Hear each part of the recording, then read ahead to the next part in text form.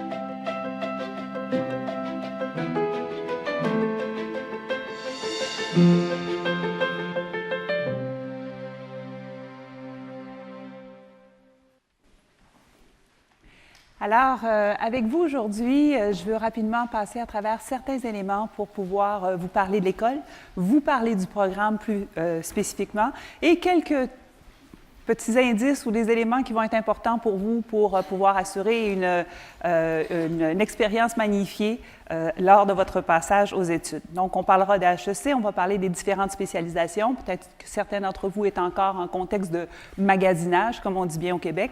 Alors, je voudrais vous présenter un peu ces spécialisations et parler des critères d'admissibilité et des critères et du processus d'admission dans son ensemble. Puis, bien entendu, pouvoir vous donner un appétit de la structure du programme et des différents cours ou activités que vous allez avoir à faire dans le cadre de votre programme. On parlera aussi à la toute fin de possibilités de financement.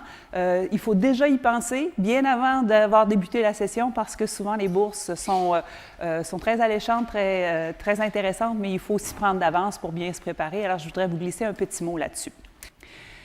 HEC Montréal, c'est des professeurs. Et pour vous, à la MSC, j'ai un secret à vous dire, c'est probablement, en fait, c'est pas probablement, c'est certainement le programme qui est le plus prisé par les professeurs. Donc, il y a une volonté toujours renouvelée de s'investir au niveau de la MSC par l'ensemble du corps professoral parce que vous êtes nos chouchous. Chouchou dans le sens où est-ce qu'on a une stimulation intellectuelle, on est en face d'étudiants qui aiment apprendre, on est en face d'étudiants qui veulent se dépasser et bien, il n'y a pas meilleur carburant pour pouvoir rendre un prof heureux. Donc, il y a un investissement naturel, il y a un fit naturel entre la MSC et les étudiants qui la composent. Donc, on retrouve cette implication-là tant au niveau de pour les cours, il y a le plus haut taux, hormis le doctorat, d'encadrement se retrouve au niveau de la MSC. Et bien entendu, tous les projets supervisés et les mémoires sont soutenus par des professeurs de carrière. Donc, ça fait doublement une implication intéressante. En plus des professeurs à titre individuel, il y a plusieurs groupes et chaires qui composent l'ensemble du tissu de HEC Montréal. Et ça, c'est des ancrages exceptionnels pour les étudiants. Donc, on a des chaires du Canada, on a une chaire industrielle, on a des groupes très performants aussi à HEC qui accueillent les étudiants. Alors, si vous avez la chance de pouvoir joindre des labos, c'est vraiment aussi des milieux de vie qui vous marquent pour toujours, parce que vous vous retrouvez avec des professeurs, avec des étudiants de différents niveaux d'avancement qui avaient une intensité de travail autour d'un objet de recherche qui vous intéresse tout ensemble. Moi, j'ai eu la chance de le vivre dans ma formation, puis c'est encore et toujours le mode que j'ai trouvé le plus stimulant au niveau de la progression des études, d'être épaulé, d'être côte à côte avec d'autres étudiants qui fonctionnent dans un laboratoire. Donc, les groupes et les chaires, c'est important, puis on en est bien pourvu à HEC Montréal. Donc, je vous conseille aussi, d'ores et déjà, si vous commencez à choisir vos sujets, regardez aussi les groupes qui sont dans votre secteur. Ça va être intéressant pour pouvoir cibler davantage la façon dont vous voulez travailler. MSC à HEC, c'est un programme qui offre des belles flexibilités et du luxe jusqu'à un certain point. Du fait qu'on a une grande taille, on a été capable d'obtenir beaucoup de flexibilité dans l'offre de façon générale. Donc, vous avez une très grande variété de cours. Mais c'est un programme qui demeure à taille humaine puisque, justement, les groupes sont petits. Donc, on a une moyenne dans nos groupes qui est de l'ordre d'à peu près 24-25 étudiants entre les deux. Les professeurs, comme je vous disais tout à l'heure, c'est votre programme, c'est leur programme chouchou, donc ils sont très, très disponibles et très intéressés à pouvoir travailler avec vous. Vous avez des ressources matérielles de grande qualité, spécialement les salles de classe, vous le savez, mais de façon générale, on a des beaux espaces de travail très lumineux et des petites salles d'études aussi qui sont fort chouettes. Et bien entendu, toute cette énergie-là est dédiée à l'avancement de votre travail personnel. Maintenant, parlons des vraies affaires. Si on fait un MSC, c'est peut-être pour la beauté de la science, mais quand même, il ne faudrait pas rester en reste au niveau de l'avancement de notre carrière. Alors, qu'est-ce que ça donne faire une MSC? C'est minimalement un gain de plus de 10 000 $ par rapport à la fin du bac. Et c'est aussi un taux de placement qui est exceptionnel dans toutes les disciplines que nous offrons. On va faire le tour tout à l'heure des disciplines, mais il est à peu près équivalent. Le taux de placement est excellent. Alors, je n'ai pas les dernières statistiques, elles devraient sortir incessamment, mais celles de l'année passée sont excellentes. Donc, je vous encourage à investir là-dessus. Bien entendu, ça n'inclut pas les primes et les bonis là, qui peuvent venir s'ajouter, c'est les salaires de base, tout simplement. Alors, maintenant, rentrons un peu plus dans le vif du sujet. Qu'est-ce que c'est que la MSC en matière de possibilités? Alors, premièrement, c'est une vaste palette de spécialisations qui sont offertes.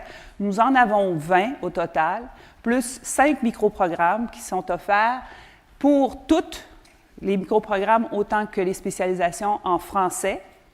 Alors, ils sont tous offerts aussi, ou à l'exception d'une, avec cheminement avec projet supervisé et cheminement avec projet avec mémoire, je veux dire. Et parmi l'ensemble de ces spécialisations-là, il y en a 7 qui sont offertes en anglais, puis 3 microprogrammes aussi qui sont aussi offerts en anglais, incessamment. Alors, le cheminement normal est sur 4 trimestres. Je vous donnerai une illustration tout à l'heure pour vous donner un peu l'idée du séquencement là, des cours et comment votre travail serait modulé au cours de notre 16 mois. Et vous avez le choix entre 2 types de cheminement. Donc, ce qu'on appelle le cheminement avec mémoire et le cheminement avec projet supervisé. Le cheminement avec mémoire, c'est le format davantage recherche, plus axé vers un développement conceptuel et une rigueur intellectuelle. Il est composé de moins de cours, mais d'une partie plus substantielle pour un projet de votre propre cru. Donc, c'est un endroit où vous pourrez vous exploser, si ça vous tente, autour d'une question de recherche fouillée, une revue de littérature substantielle, une expérimentation sur le terrain qui va être soutenue et vraiment de la création de connaissances. C'est l'attente qu'on a envers vous avec le mémoire. Dans le cas du projet supervisé, c'est quelque chose de beaucoup plus appliqué. Il y a d'abord beaucoup plus de cours, comme je vous disais, un total de 12 cours qui doivent être pris, et un projet qui est plus modeste en temps, en investissement, c'est à peu près 400 heures qui est attendu, mais qui a un caractère surtout habituellement beaucoup plus appliqué. C'est plus ciblé sur un point. Il y a plusieurs formules et formats qui sont différents. Ça va du projet entrepreneurial, vous pouvez partir votre petite entreprise ou réaliser quelque chose dans le domaine entrepreneurial. Ça peut être la rédaction de cas, ça pourrait être éventuellement un travail d'expert, une note très spécifique dans une industrie, par exemple, ou encore le plus classique, le format que la grande majorité des étudiants vont choisir, un projet réalisé en entreprise. Donc, il y aura typiquement un genre de stage ou une activité qui va être réalisée ou un emploi qui va être occupé. Et autour de ça, on va réaliser un projet supervisé qui va porter sur la mise en valeur d'une expertise qui a été développée ou que vous avez réussi à identifier dans l'entreprise. Donc, c'est de la création de connaissances, mais une connaissance davantage pratique et appliquée. Les spécialités que nous avons à la MSC, elles sont nombreuses. Là, je vais vous demander d'attacher votre tuque, comme on dit en québécois, là, parce que je vais les passer rapidement. Je vais vous donner un peu le tournis. Il y en a certaines, des fois, que je vais répéter 2 fois, mais rappelez-vous, il y en a 20 au total, OK? Alors, je vais commencer. Je vais essayer de vous simplifier la vie au départ. Je n'irai pas trop vite, mais à un moment donné, vous allez dire « Ouh, c'est peut-être un peu rapide ». Mais vous avez la liste avec vous, ça va vous aider. Donc, la dernière, The New Kid on the Block, entrepreneuriat, intrapreneuriat et innovation est arrivée l'an passé. Donc, c'est une nouvelle spécialisation, mais toute tournée vers la pratique et vers le démarrage d'une entreprise qui offre beaucoup de flexibilité dans son contenu. On a Affaires internationales aussi qui s'offre en anglais, en français, et qui s'offre aussi bientôt dans le projet supervisé comme au mémoire que je viens tout juste de vous décrire. Sciences comptables, la filière a été revue cette année et maintenant nous avons une filière unifiée qui s'appelle comptabilité, contrôle et audit qui est surtout destinée à 2 clientèles, les étudiants qui proviennent du DES CPA, le DES en comptabilité publique, ou encore des étudiants qui proviennent davantage de l'extérieur du pays, qui veulent avoir une expertise de pointe dans certains domaines. Ça peut être aussi des gens qui sont carrément juste intéressés à poursuivre une réflexion sur des enjeux spécifiques au niveau des recherches de pointe en comptabilité. Mais disons que la plupart du temps, c'est les 2 filières que je vous ai décrites qui sont davantage là. Gestion des opérations.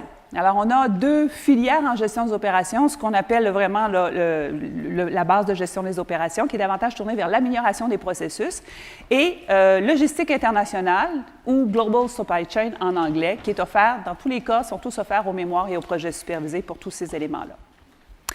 Alors, ça va se corser, je vous le dis. OK? Marketing, et vous allez voir, je vais être obligée de faire des hybridations par la suite. Donc, le profil de marketing pur, et aussi intelligence d'affaires. Je commence juste de même pour pouvoir vous simplifier la vie. Intelligence d'affaires, c'est une partie plus quantitative, si vous voulez, du marketing, où est-ce qu'on va, on va jumeler la force d'analyse des données, ce qu'on appelle en bon chinois le big data, là, avec les enjeux marketing pour pouvoir développer cette intelligence de marché, et aussi TI qui participe, bien entendu, à cette spécialisation-là. Donc, c'est là que je vous dis où ça commence à se corser. Parce que comme TI participe à Intelligence d'affaires, participe aussi à un autre programme qui s'appelle l'Expérience utilisateur, qui, tu sais, vous avez vu dans la vidéo tout à l'heure, il y avait quelqu'un qui avait un casque sur la tête là, avec des espèces de neurones. Bien, c'est ça, là, UX. C'est comment on réagit par rapport à une interface. Normalement, par exemple, il y a un site web que vous allez visiter, mais ça pourrait être aussi face à un présentoir ou face à une allée où est-ce que vous regardez différentes boîtes ou par rapport à un contenant. Qu'est-ce que vous voyez? Comment vous êtes frustré ou comment vous êtes heureux de ce que vous voyez à l'intérieur de ça? Donc, ça, c'est expérience utilisateur. Et, bien entendu, le profil aussi technologie de l'information, analyse d'affaires, qui est la base des technologies de l'information. Donc, parmi les 3 profils que je viens de vous nommer, expérience utilisateur, intelligence d'affaires, ont des hybridations dans les 2 cas avec marketing, mais aussi avec sciences de la décision, qui incessamment a aussi 2 autres profils. Il y a celui d'analytique d'affaires. Alors, analytique d'affaires, c'est un profil pour ceux et celles qui sont intéressés, qui est davantage plus proche de la recherche opérationnelle, davantage axé autour de l'intelligence artificielle aussi. Donc, c'est la partie moins d'analyse des données comme en intelligence d'affaires, mais davantage au niveau de l'optimisation et la science de décision. L'ingénierie financière aussi est un profil appliqué, cette fois-ci, des méthodes quantitatives au service de la finance. Et bien entendu, si on parle de finance, il faut parler aussi du profil en finance pure et du profil aussi en économie financière appliquée. Je poursuis mes hybridations en vous parlant cette fois-ci d'économie appliquée qui vient fermer la famille, là, si vous voulez, de l'Institut d'économie appliquée ici à HEC Montréal. En ressources humaines, un autre grappe, il y a gestion des ressources humaines et développement organisationnel. Développement organisationnel étant un lien entre la gestion des ressources humaines et le management, si vous voulez. Alors, en management, on retrouve bien entendu ce profil-là que je viens de vous décrire, développement organisationnel, mais on retrouve aussi gestion en contexte d'innovation sociale, qui est la MSC la plus un peu à gauche de l'ensemble de notre portefeuille. Il y a management et, bien entendu, stratégie qui trône parmi l'ensemble de ces éléments-là. J'avais décrit tout à l'heure marketing, là, je l'ai rajouté par la suite. Bon, alors voilà, ça c'est l'ensemble des 20 spécialisations. Comme je vous dis, il y a beaucoup d'hybridation entre ces éléments-là, mais ça permet de pouvoir avoir une riche variété et vraiment pratiquement une personnalisation du parcours qui vous tente. Au niveau des microprogrammes, aussi, on n'est pas en reste. Il y a quand même 5 microprogrammes qui sont disponibles dans la grande famille MSC et qui sont totalement fluides avec l'ensemble des autres des cours à la MSC. Donc, par exemple, si vous débutez dans ces microprogrammes-là, vous pouvez directement passer à la maîtrise à partir du moment où vous respectez les conditions. Donc, il y a certaines choses à faire attention, mais c'est la même banque de cours.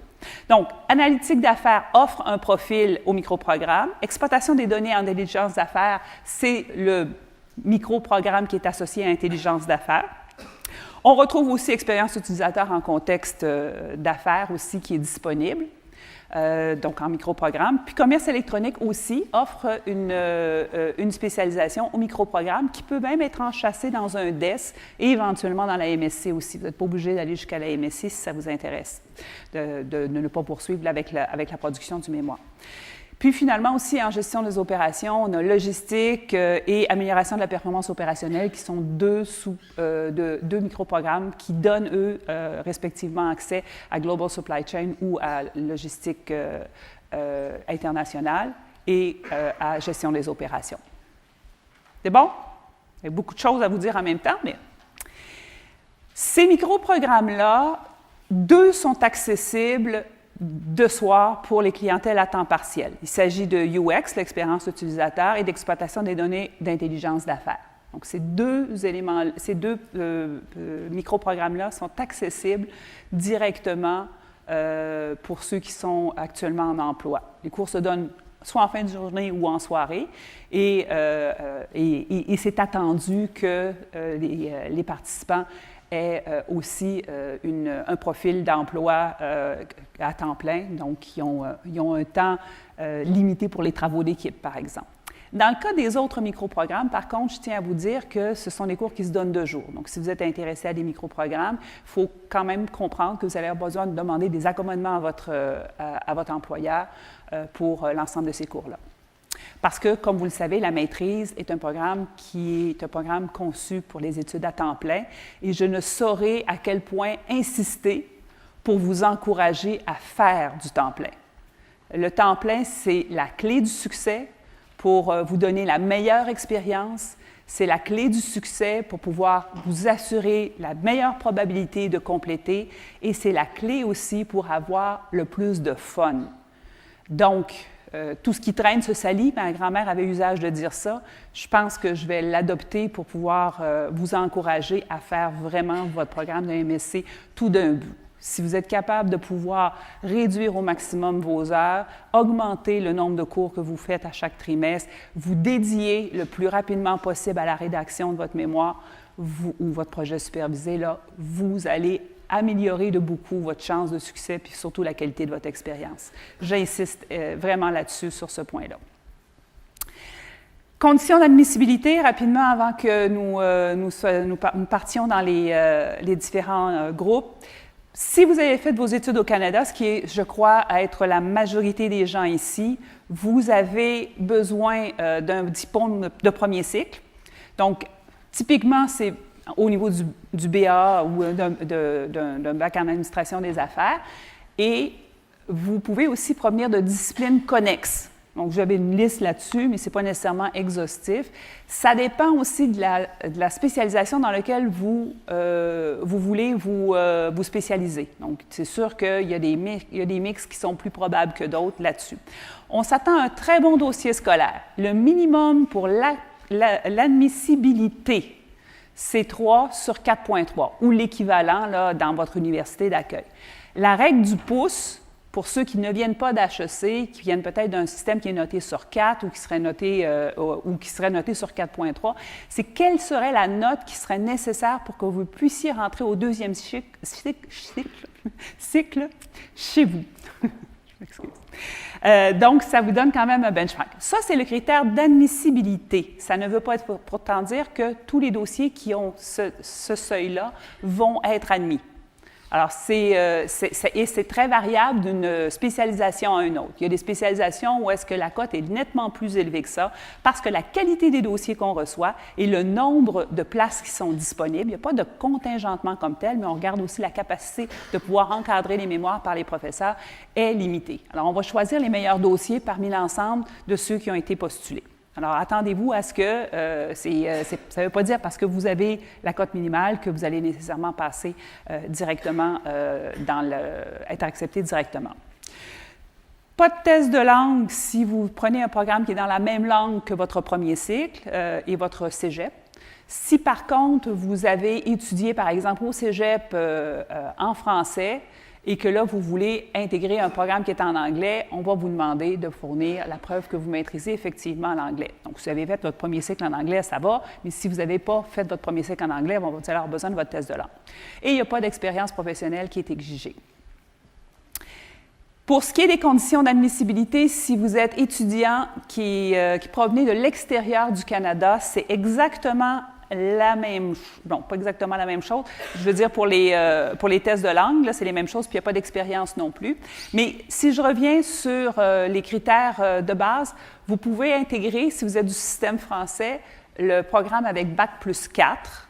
Ceci étant dit, il y a une passerelle qui existe pour les étudiants qui ont Bac plus 3, licence générale, avec un micro-programme de préparation. Donc, vous êtes admis plein droit à la MSC si vous avez Bac plus 3 avec la licence puis l'ensemble des critères qui sont là, mais on va vous demander un micro-programme de préparation qui comprend 15 crédits.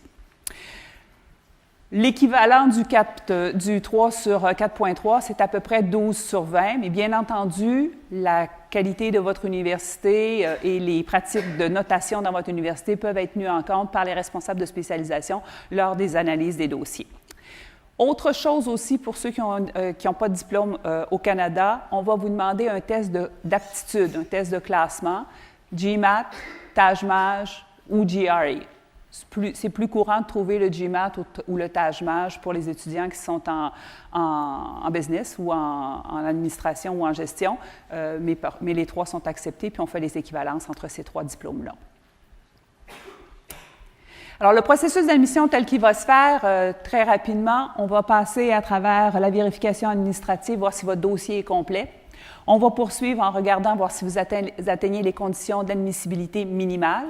Et par la suite, le dossier va être envoyé au niveau des responsables de spécialisation du comité complet pour pouvoir regarder, voir les candidatures qu'on va retenir. Et par la suite, il va y avoir une communication qui va être faite auprès de vous. Vous pouvez vous attendre à peu près à un mois entre le 15 mars, c'est-à-dire au 15 avril, normalement, tous les dossiers vont avoir été finis de traiter. Okay? Alors, et vos lettres devraient être rendues. Alors, les étapes, comment ça va se passer quand vous allez être admis? C'est dépendamment du profil avec projet supervisé ou avec mémoire, vous allez avoir des cours à réaliser, des cours de tronc commun. Il y en a 2 cours de tronc commun. Il y en a un qui est vraiment commun à toutes les disciplines et il y en a un qui est spécifique à votre spécialisation et une série de cours de spécialisation pour pouvoir vous permettre d'approfondir votre sujet. Et bien entendu, il y en aura plus ou moins, dépendamment de si vous avez choisi le mémoire ou alors si vous avez choisi le projet supervisé à réaliser. Il est fort possible aussi, si vous venez, comme je dis quelquefois, là, du champ gauche, c'est-à-dire d'une discipline qui est connexe à la gestion, mais qui est un peu plus loin, qu'on vous demande certains cours de préparation. Donc, ça peut être 1, 2 ou 3 cours de préparation qui vous sont demandés si on pense que vous n'aurez pas les bases pour pouvoir accéder facilement aux connaissances qui vont être discutées à l'intérieur de vos cours de spécialisation. Donc, c'est pour vous rendre service vraiment que ces cours-là sont mis en place. Et essentiellement, ce sont des cours habituellement de 3e année ou encore, ça peut être des cours du diplôme d'études supérieures en gestion. Ou alors, le microprogramme aussi pourra vous être imposé si vous avez Bac+3 licence générale. Alors, surtout pour ceux qui sont admis au cours de l'automne, il va y avoir 4 cours au cours de la première session, il va y avoir 4 cours au cours du trimestre d'hiver. Le projet supervisé vient se goupiller à l'été et vous avez 4 cours au retour. Donc, ça vous donne quand même un profil intéressant, une perspective de pouvoir terminer en 16 mois. Si vous êtes au profil avec mémoire, bien entendu, on termine nos cours beaucoup plus rapidement et on débute notre mémoire dès le début de l'été. Donc, ça vous donne le parcours. Alors, si ça vous prend plus que 16 mois, c'est probablement parce que vous avez décidé de prendre un emploi à l'intérieur de ça, ce dont j'aimerais bien vous encourager à ne pas le faire et à vous concentrer à vos études. Ça serait pas fort utile pour vous et pour votre retour sur investissement. Dans tous les cas, la durée maximale des études est de 5 ans. Alors, au-delà de ça, le diplôme que vous avez commencé à accumuler ne serait plus valide. Alors, il faut vraiment finir avant 5 ans. Voilà. Alors, voici là-dessus. Puis, il y a un petit passage possible au PhD. On n'a pas encore fini notre MSc, mais on vous parle déjà possiblement de la prochaine étape. Donc, si vous en mangez, vous aimez ça, vous êtes charmé par votre sujet d'étude, il est possible de passer directement au doctorat par la suite. Je termine avec quelque chose aussi d'appétissant, les bourses. Il y a beaucoup de bourses qui sont disponibles, des grands organismes subventionnaires, comme des bourses de donateurs privés ou des bourses données par le service aux étudiants. Je vous encourage chaudement à aller voir le catalogue des bourses pour pouvoir voir qu'est-ce qui est disponible. Puis je vais vous donner un secret, là. Il y a des bourses quelquefois où est-ce qu'on ne réussit pas à les donner parce qu'il n'y a pas eu de candidature qui était valide, c'est-à-dire qui rencontrait l'ensemble des critères qui avaient été énoncés. Là, moi, ça me désole tout le temps qu'un donateur se retrouve avec le bec à l'eau parce qu'il ne peut pas donner de l'argent. Il y a de l'argent disponible, puis je sais que j'ai des étudiants d'un autre côté qui en bénéficieraient grandement pour pouvoir abandonner peut-être justement leur job à temps partiel. Alors, ça me sidère de voir quelquefois qu'il y a des choses intéressantes qui peuvent être faites. Dans certains cas, ce sont des bourses qui sont ciblées. Donc, par exemple, mettons les coops ou la gestion des coopératives. Sauf que si vous le savez d'avance, vous êtes à un moment charnière, peut-être des fois, vous pouvez aller choisir des sujets qui peuvent joindre l'utile à l'agréable, comme on dit. Donc, je vous encourage chaleureusement d'aller voir le catalogue des bourses et de penser aussi à monter des dossiers substantiels, à réfléchir dès à présent pour faire des soumissions aux grands organismes subventionnaires, parce que ça vaut la peine. Quand on a plus que ces 17 500 $, ça nous permet vraiment de pouvoir se consacrer à temps plein à nos études de cette façon-là. Quelques adresses ou quelques liens intéressants en terminant. La date limite est le 15 mars et les dossiers doivent être complets pour être transmis aux responsables de spécialisation. Donc, si vous avez par exemple des tests d'aptitude, le test de GMAT là, qui doit rentrer, s'il n'est pas là, c'est pas là. On ne peut pas passer votre dossier aux responsables de spécialisation. Il y a aussi l'admission à l'automne. Pour l'admission à l'hiver qui va se faire. Donc, c'est le 15 septembre. Et j'ai quelques liens utiles. La présentation va vous être envoyée si vous vous êtes inscrit. Donc, ça pourra être intéressant aussi pour vous, pour pouvoir aller explorer sur ces différents sites, pour pouvoir voir le service aux étudiants, l'ensemble des services qui sont donnés ou accéder aux bourses. Donc, voilà pour la présentation. Je vous remercie beaucoup pour le temps de votre écoute et la qualité de votre écoute. Merci.